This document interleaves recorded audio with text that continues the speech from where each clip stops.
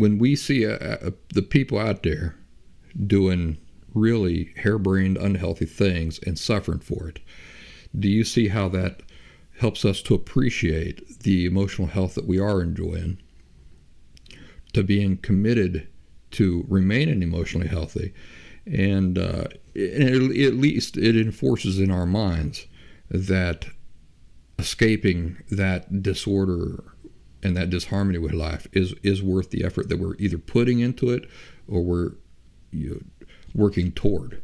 Observing others causing their own misery while not under. This is the interesting thing. The observations I make out in the world when I see unhealthy people and I see that the misery that they're suffering because of it, even if it's just a bunch of disobedient brats who are their kids, their unhealthy form of parenting has created these hellions of children. And so imagine their home life. If they're screaming at each other and acting crazy in Walmart or in the Piggly Wiggly, can you imagine what it's like behind the walls of their private home? It's got to be miserable. So that's the type of misery I'm talking about. And then you observe these folks and you observe how their own attitudes, behaviors, approach to life is creating their own misery. Nobody else is bringing this misery upon them. It's them. They're doing it to themselves. And they don't even understand that. They don't understand that they themselves are creating their own misery. Why don't they understand it? Because they've been taught to look outward. Everybody else, everything else is creating their misery. And a lot of the misery that they're experiencing, they don't even identify as misery. That is something you could sit around thinking about for a while. Their own misery that they are experiencing, they don't even know, they don't even recognize it. So they're experiencing the misery, but they don't recognize it as misery. Why? Because they've never known anything else. Even in their best days and their best weeks, they're still miserable. And they don't know it. Now here's the most important part of this part of our discussion.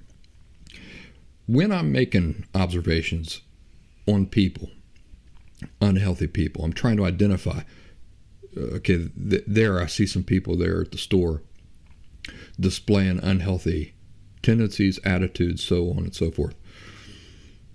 What is it that I'm trying to determine? Am I just observing these people just for the sake of observing them? Well, no, we're trying to learn from their example what not to do. But are we just looking at them and saying, Lord, they're so unhealthy. I don't want to be unhealthy like that. Well, no, there's more to it than that. My objective, and hopefully your objective, if you're also doing, involved in this exercise regularly when you go out into public or when you're on the internet or whatever, hopefully your objective, just like my objective, is to observe these things and then draw obvious conclusions about what? When I'm observing some unhealthy people in public, non-critically, non-judgmentally, what am I trying to draw obvious conclusions about? The objective is to observe and draw conclusions, obvious conclusions, about attitudes. It's attitudes. So I'm not just observing the mom in the Piggly Wiggly, struggling with her kids and seeing all the mistakes she's making in parenting and stuff like that. I'm observing and I'm drawing obvious conclusions about her attitudes. What attitudes does she live with? Flawed, distorted, unhealthy attitudes about life, about feelings, about parenting. What is all of this telling me about her underlying attitudes? And why are underlying attitudes so important? Because that's where everything comes from. We're observing and trying to draw obvious conclusions about what attitudes that person is living with that explains these behaviors, thinking, reactions, and so forth. Because remember, what is at the very root of emotional disorders and emotional unhealth? It's not the common lies that almost everybody else out there would have you believe. It ain't trauma. It ain't the lie of genetics.